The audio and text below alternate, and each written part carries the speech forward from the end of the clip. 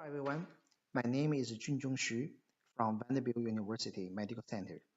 Today I'm going to present our paper titled Impact of Transcytolemmal Water Exchange on Estimates of Tissue Microstructural Properties derived from diffusion MRI, which was published on Magnetic Resonance in Medicine, June 2017.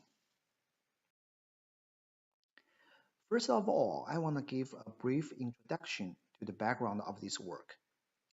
Quantitative characterization of tissue microstructure is of clinical interest.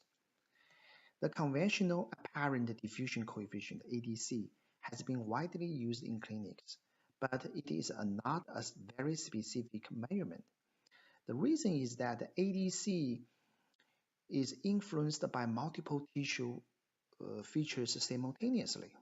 It represents the averaged diffusion properties. It has been reported that specific microstructural information, such as cell size, is sometimes more useful in the diagnosis or prognosis. For this reason, there are numerous quantitative multi-compartment diffusion models have been developed. There is a common assumption for those models that the transcytolemmal water exchange is typically assumed to be zero. This assumption is believed to be true in neural tissues. For example, previous reports have found out that tau-in, which is the intracellular water lifetime, is approximately around 600 milliseconds in the brain, which is much longer than the typical diffusion time used in diffusion measurements. If this is true, the total diffusion signals can be written as the signals arising from intra- and extracellular spaces. This provides us an opportunity to decouple the signals from two different compartments and enables the accurate estimation of microstructural properties. However, in tissues with fast transcytolemmal water exchange rate, such as in tumors, this assumption is no longer true, and the signals becomes complicated. Our group has previously investigated the diffusion time-dependent influence of membrane permeability on ADC. We find out that only when the diffusion time is smaller than 1/10 of the intracellular water lifetime can the influence of transcytolemmal water exchange be ignored in ADC measurements. Because in many lesions, such as in tumors, the transcytolemmal water exchange is pretty fast, so the diffusion time cannot be smaller than 1/10 of tau-in. So this raises concerns that in those lesions or tumors, can microstructural parameters be fed accurately or reliably? So the aim of this study is to investigate the influence of transcytolemmal water exchange on estimates of tissue microstructural properties. For the methods, both computer simulations and the cell experiments in vitro were used. In addition to the conventional PGSE-only methods, recently developed impulse method were compared as well.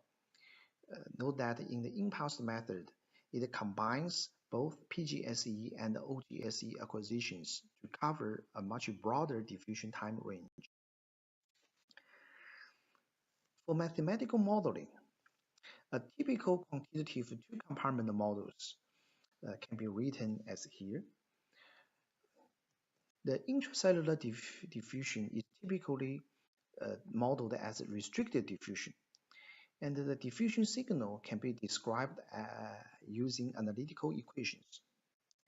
For extracellular diffusion, the diffusivity is usually modeled as a hindered diffusion, which can be described as a constant diffusivity.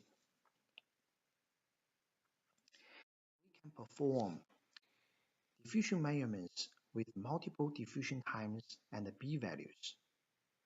We can feed diffusion data using our equations and to provide microstructural parameters. For example, for PGSE measurements, we can actually feed 4 different parameters, such as intracellular water fraction, mean cell diameter, intra and extracellular diffusivities. We call this method as the PGSE-1 method. Note that in typical diffusion measurements using PGSE acquisitions, the diffusion time is relatively long. This in turn provides a low sensitivity to the intracellular diffusivity. If we define a constant value, empirical constant value of intracellular diffusivity, then we can reduce the total number of parameters to be fed. And this may enhance the fitting stability of our methods. And we call this as a PGSE-2 method.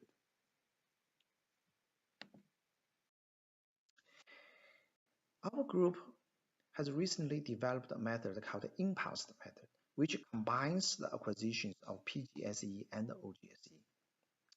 It uses a PGSE acquisition with a long diffusion time, such as 50 milliseconds in the current work, and with 2 more OGSE acquisitions, so that the diffusion time covers a range from around 3 milliseconds to 50 milliseconds. That's a quite broad range.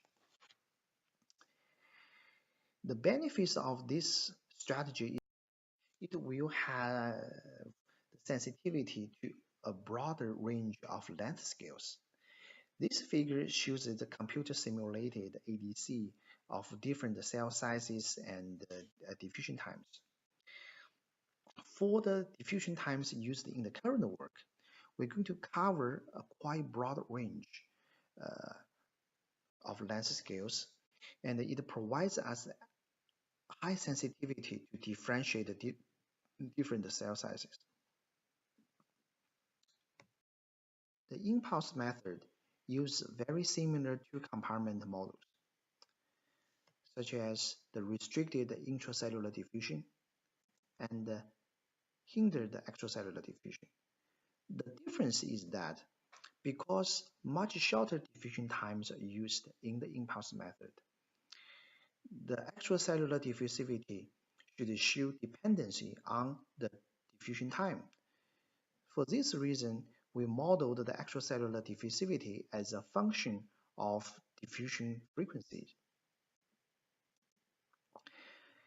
Therefore, the impulse method provides 5 independent fitting parameters, shown as here. For the computer simulations, we use a homemade finite difference simulation method. Tissues were modeled as tightly packed spherical cells, as shown previously. Here shows all the parameters used in the simulation. Note that all other parameters would be the same as those used in the MR experiments.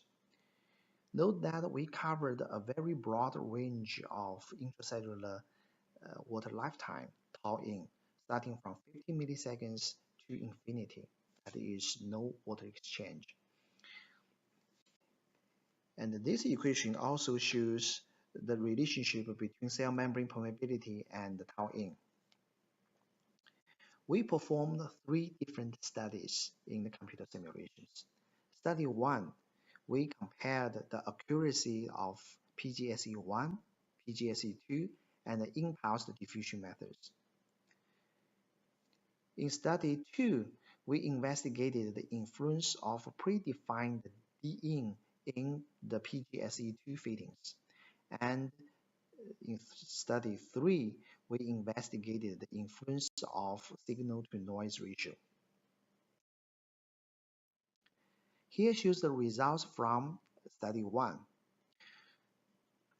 The vertical axis shows the arrows of fitted parameters. One can tell that For impulsed and cosine 2 methods, most of the combinations of tau in and d, the fitted cell's diameter has relatively small errors, less than 5%, indicating that the fitted cell diameter is mostly independent on the transcytolemmal water exchange. By contrast, for the second row, the intracellular volume fraction shows a significant dependency on the tau in values. And most of the values are significantly underestimated, except those with infinitely long tau in, which means no water exchange. And this figure also shows that in the third row, that only the impulsed method can provide reliable estimates of intracellular diffusivity, D in, with certain combinations of D, such as in the range from 7 to 12 microns, and with a broad range of tau in, suggesting that impulsed method can provide a reliable phase of intracellular diffusivity independent with the transcytolemmal water exchange, while PGSE cannot provide a reliable phase of D in. This figure shows the results from study 2. We used 5 different predefined intracellular diffusivity values in the PGSE2 fittings, starting from 0.6 to 2.0 microns squared per millisecond. One can find out that once tau in is larger than 100 milliseconds, D in has really minor contributions to the fitted parameters, suggesting that the fitting has really low sensitivity to this parameter, and it is reasonable to assume the D in as a constant value in the fitting. Results from study 3, the influence of SNR on fitted D cell size. For two typical signal-to-noise ratio 20 and 50, one can tell that for SNR equals 20, both the precision and the accuracy of fitted D values are much worse. For SNR equals 50, the impulsed method provides reasonably well estimates of cell diameter, no matter how fast the water exchange is. By contrast, for PGSE2 methods, when tau in values are quite big, that is 100 milliseconds or 50 milliseconds, that's the first 2 rows, the accuracy and the precision of the fittings are not reliable. And the PGSE2 provides pretty good estimates of cell diameter only once tau in values are very long. That's a slow exchange. This is expected because impulsed method incorporates much shorter diffusion times, so that it is less sensitive to water exchange. Here's the SNR influence on fitted intracellular diffusivity. When SNR equals infinity, most of the fits are pretty good, except when the cell diameter is really small. And when SNR decreases, the precision and the accuracy of the fittings becomes much worse. The encouraging result is that when SNR equals 50, no matter how fast the water exchange is, the intracellular diffusivity can be reliably fit using the impulsed method. In conclusion of computer simulations, transcytolemmal water exchange has only minor influence on fitted cell size when SNR is sufficient, for example, larger than 50. The intracellular volume fraction is consistently underestimated for all diffusion methods investigated. Only impulse method can reliably feed intracellular diffusivity D with sufficient SNR, not by conventional PGSE method. And the last, the PGSE-2 provides a more reliable feeds of cell diameter compared with the PGSE-1 method. We also performed MR experiments to comprehensively investigate the problem. We used male cancer cells and fixed those cells and then treated with sapling to create different cell membrane permeabilities, but keeping other cellular properties the same. Here shows the acquisition parameters. We need to emphasize that in the current study, we have the maximum gradient strength smaller than 30 counts per centimeter, which can be achieved using cutting-edge human gradient coils. In addition to diffusion measurements, we also performed measurements of intracellular water lifetime using constant gradient methods, as described previously. And we use the information acquired to analyze our data. Here is the summary of our MR experimental data. For the upper left is the results for fitted cell diameter.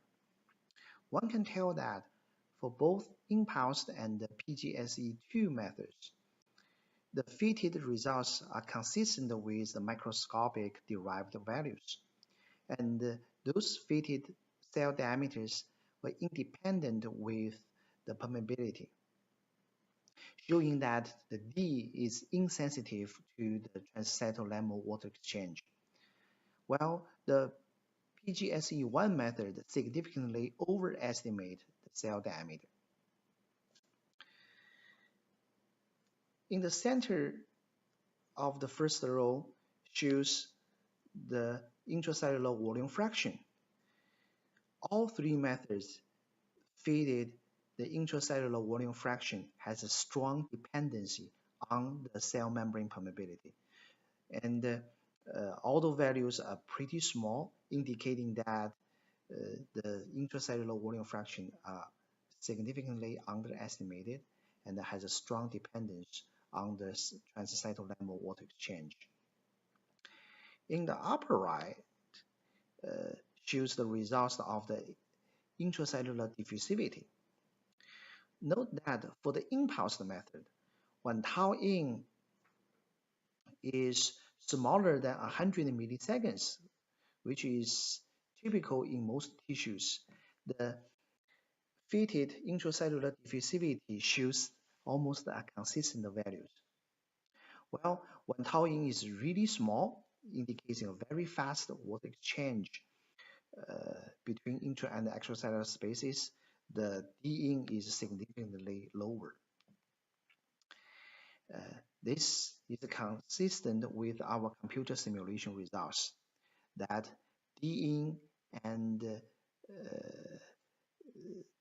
cell size D are mostly independent with transcytolemmal water exchange, while the intracellular volume fraction has a really strong dependence on the cell membrane permeability, and F in is typically underestimated due to the water exchange. Both our computer simulated results and cell in vitro experiments provide the results that are very similar to our previous mouse xenograft in vivo results.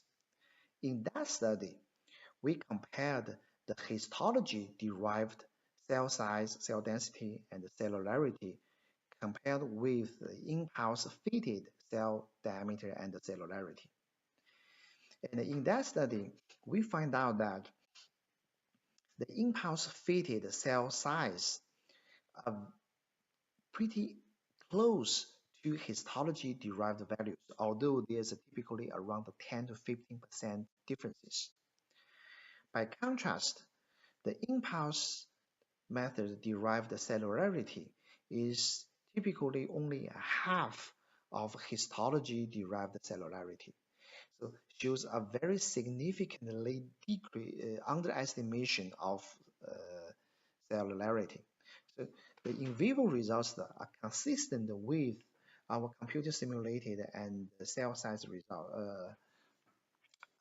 cell experiment results, suggesting that the findings in this paper can actually insist in better understanding the in vivo results and the future.